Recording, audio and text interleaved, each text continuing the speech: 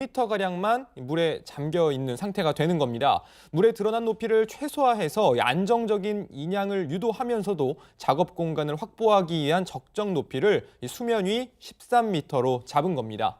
네, 그렇군요. 아까 우리 그 현장에 있는 기자들이 좀 설명을 했습니다만 다시 한번 좀 정리를 좀 해볼게요. 자, 그럼 이제 오늘 밤늦게 세월호 선체 13m가 이제 수면 위로 올라온다고 가정을 하고요. 임 반장, 그 이후에는 이제 어떤 과정들이 차근차근 진행이 되는 거죠? 그러니까 제킹 바지선에 단단히 고박을 하고요.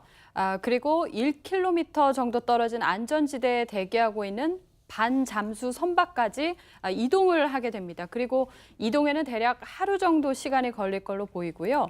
반잠수 선박에 실은 후에는 목포 신항으로 이동합니다. 네, 아까 뭐 현장 기자도 상당히 조심스럽게 이동을 해야 된다 그런 얘기를 했습니다만 그 반잠수식 선박이라는 건 어떤 거예요, 정 반장? 네, 이 반잠수식 선박, 이 자항선이라고도 하는데요. 해상의 플랜트나 중대형 구조물, 화물 이런 것들을 운반하는 선박입니다. 위가 평평한 게 특징인데요. 세월호를 싣고 갈 이 선박은 길이가 200m로 적재 능력이 5만 300톤. 아주 규모가 크죠. 세월호 용적 톤수에다가 이 선체에 쌓인 퇴적물 등을 고려해도 싣고 가는데 전혀 지장이 되지 않습니다. 아하, 세월호를 충분히 그 위에 올려놓고 갈 수 있는 정도의 그 힘이 있군요. 네, 그렇지만 이 반잠수식 운반선까지 가는 게 쉬운 일은 아닌데요. 제킹 바지선은 자체 동력이 없어서 예인선이 이렇게 앞에서 끌고 가야 하는데 그렇죠. 이 과정이 정말 만만치 않습니다.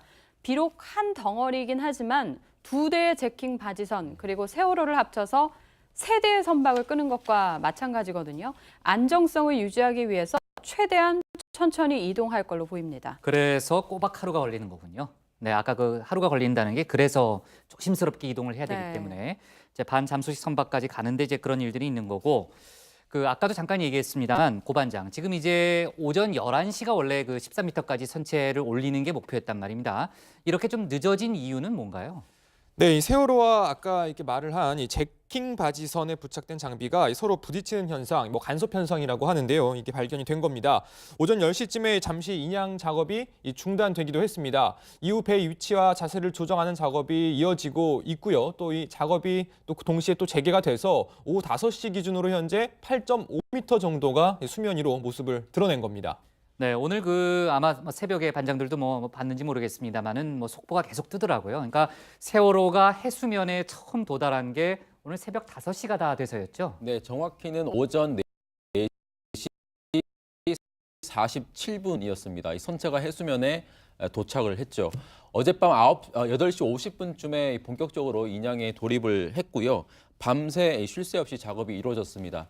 옆으로 누운 이 세월호의 높이가 22m입니다. 그리고 수심이 44m이기 때문에 8시간 정도 걸린 시간을 감안하면 시간당 3m 안팎 끌어올려서 해수면까지 도달한 거죠. 이 좌현으로 누운 채 잠겨있던 선체를 그대로 끌어올렸기 때문에 수면에는 세월호의 오른쪽 측면이 가장 먼저 나타났습니다. 화면으로 지금 나오고 있지만 보셨겠지만 한눈에 봐도 녹이 심하게 슬어 있는 그런 상태였죠. 3년의 세월을 그대로 보여주듯이 여기저기 부식이 되고 긁힌 흔적이 역력했습니다. 그런데 전문가들 얘기를 들어보면 이 3년이라는 세월을 감안하면 생각보다는 녹이 좀 덜 슬었다 이렇게 얘기를 하더라고요. 그래요? 예. 보통 선박의 부식 정도는 공기와 어느 정도 접촉하느냐 여기에 달려 있는데 세월호 같은 경우는 그간 3년간 물속에 완전히 잠겨 있었기 때문에 산소 접촉량이 일정 수준으로 유지됐기 때문에 녹이 좀 덜 슬었다 이렇게 얘기를 합니다. 아, 그렇군요. 네, 아무튼 뭐 유실물이 없도록 특별한 노력을 해가면서 지금 이제 배를 끌어올리고 있다 이런 얘기가 좀 들리는데 그 아까 그 이제 저희가 뭐 계속 얘기를 하고 있습니다만은 이제 세월호 선체가 기울어진 상태에서 지금 끌어올리고 있는 거잖아요. 근데 세워서 할 수는 없는 거예요. 왜 그 상태로 끌어올려야 되는 거죠? 이 측면으로 누워 있는 세월호를 현재 상태 그대로 인양하는 건 아무래도 이 훼손을 최소화하기 위한 그런 작업이기 때문이죠. 세월호를 사고 당시 그대로 가급적 보존해서 끌어올리겠다는 건데요. 선박을 회전해서 똑바로 세워서 올린다면 선체 내부가 훼손될 가능성이 있기 때문이죠. 아, 그런데 이제 뭐 세월호가 이제 누워 있는 상태로 올라오고는 있습니다만은 세월호의 자세를 조정하는 작업이 일부 있었다 이런 얘기도 좀 들리던데 혹시 뭐 선체 내부에 훼손 우려는 없나요?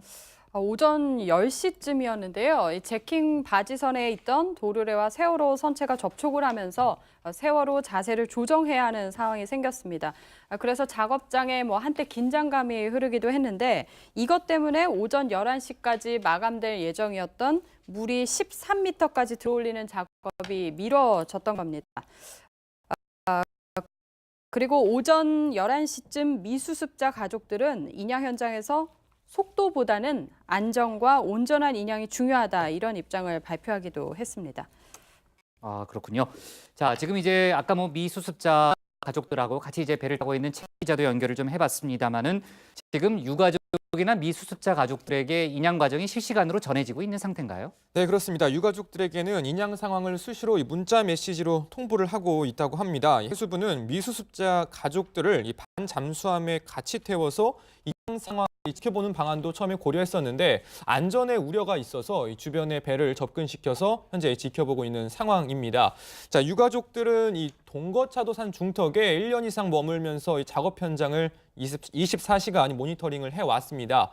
해수부가 인양 작업 과정을 100% 공개하지 않았기 때문인데요. 유가족들이 직접 장소를 물색해서 작업 현장이 가장 잘 보이는 곳을 찾아냈고 감시초소를 만들고 하루도 빠짐없이 모니터링을 해왔습니다. 오늘